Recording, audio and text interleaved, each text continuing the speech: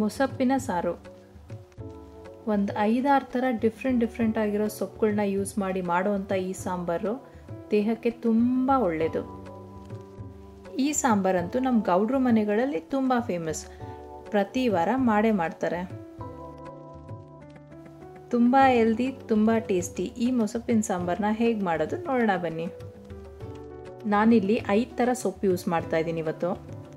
ಅರವೆ ಸೊಪ್ಪು, ಮೆಂತ್ಯ ಸೊಪ್ಪು, ಪಾಲಕ್ ಸೊಪ್ಪು, ಚಕೋತ ಸೊಪ್ಪು ಮತ್ತು ಸಬ್ಬಕ್ಕಿ ಸೊಪ್ಪು. ಇಷ್ಟನ್ನು ಕ್ಲೀನ್ ಮಾಡಿಕೊಂಡು ಚೆನ್ನಾಗಿ ಒಂದು 5-6 ಸಲ ವಾಶ್ ಮಾಡ್ಕೊಬೇಕು ಸೊಪ್ಪನ್ನೆಲ್ಲ. ಮತ್ತು 1 ಸಣ್ಣ ಕಪ್ಪಷ್ಟು ತೊಗರಿಬೇಳೆ ತೊಗೊಬೇಕು. ಅದಕ್ಕೆ ಒಂದು 2ರಿಂದ 3 ಟೊಮೆಟೊ ಹಾಕ್ಕೊಳ್ಳಿ. ಒಂದು 5ರಿಂದ 6 ಹಸಿರು ಮೆಣಸಿನ್ಕಾಯಿ, ಬೆಳ್ಳುಳ್ಳಿ ಒಂದು 10-15, ಈರುಳ್ಳಿ 2. ಇಷ್ಟನ್ನು ಕಟ್ ಮಾಡಿಕೊಂಡು ಕುಕ್ಕರ್ಗೆ ಹಾಕ್ಕೊಳ್ಳಿ.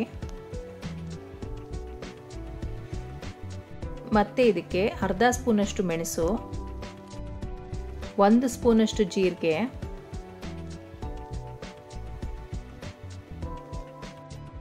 ಒಂದು ದೊಡ್ಡ ಸ್ಪೂನಷ್ಟು ಉಪ್ಪು, ಒಂದು ಅರ್ಧ ಸ್ಪೂನಷ್ಟು ಅರಿಶಿನ ಮತ್ತು ತೊಳೆದಿಟ್ಕೊಂಡಿರೋಂಥ ಎಲ್ಲ ಸೊಪ್ಪನ್ನು ಕಟ್ ಮಾಡಿಕೊಂಡು ಕುಕ್ಕರ್ ಒಳಗಡೆ ಹಾಕ್ಕೊಬೇಕು.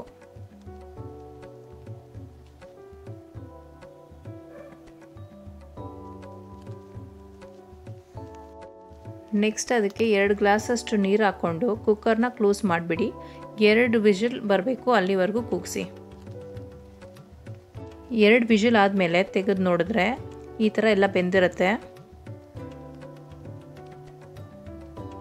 ಈಗ ಬೆಂದಿರೋವಂಥ ಟೊಮ್ಯಾಟೊ, ಸೊಪ್ಪು, ಈರುಳ್ಳಿ ಈ ಥರ ದಪ್ಪ ಐಟಮ್ಸ್ಗಳನ್ನೆಲ್ಲ ತೆಗೆದುಬಿಟ್ಟು ಜಾರ್ಗೆ ಹಾಕ್ಕೊಂಡು ಗ್ರೈಂಡ್ ಮಾಡ್ಕೊಬೇಕು. ನೀವು ಮೊಸಪ್ಪು ಮಾಡಬೇಕಾದ್ರೆ ಐದರ್ ಗ್ರೈಂಡ್ ಮಾಡ್ಕೊಬೋದು, ಈ ಥರ ದಪ್ಪ ಐಟಮ್ಸ್ನ ಜಾರ್ಗೆ ಹಾಕ್ಕೊಂಡು ತರ್ತರಿಯಾಗಿ ರುಬ್ಕೊಬೋದು, ಅಥವಾ ಮಸಿಯೋ ಕಲ್ಲಿದ್ರೆ ಅದರಲ್ಲಿ ಮಸ್ಕೊಬೋದು, ಅಥವಾ ಹ್ಯಾಂಡ್ ಬ್ಲೆಂಡರ್ ಬರುತ್ತಲ್ಲ ಅದರಲ್ಲಿ ಬೇಕಾದ್ರೆ ಬ್ಲೆಂಡ್ ಮಾಡ್ಕೊಬೋದು. ರುಬ್ಬಬೇಕಾದ್ರೆ ಒಂದು ಸ್ವಲ್ಪ ಕಾಯಿ ಹಾಕ್ಕೊಳ್ಳಿ. ನಾನಿಲ್ಲಿ ಕೋಸ್ ಗ್ರೈಂಡ್ ಮಾಡ್ಕೊತಾ ಇದ್ದೀನಿ, ಅಂದರೆ ತರಿಯಾಗಿ ರುಬ್ಕೊತಾ ಇದ್ದೀನಿ. ನೋಡಿ, ಈ ಥರ ಒಂದು 2-3 ಸಲ ರುಬ್ಬಿದ್ರೆ ಸಾಕು. ಈ ಥರ ತರಿಯಾಗಿ ರುಬ್ಬತ್ತೆ ಸಾಕು ಇಷ್ಟಿದ್ರೂ.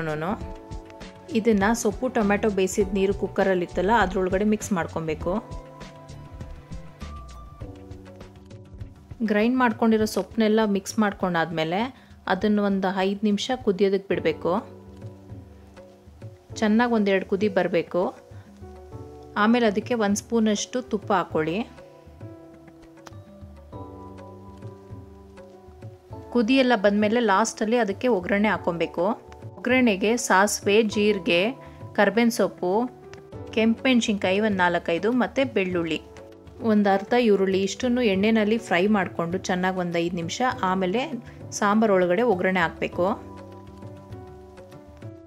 ಈಗ ಹೆಲ್ದಿಯಾಗಿರೋ ಮೊಸಪ್ಪಿನ ಸಾರು ರೆಡಿ ಇದೆ.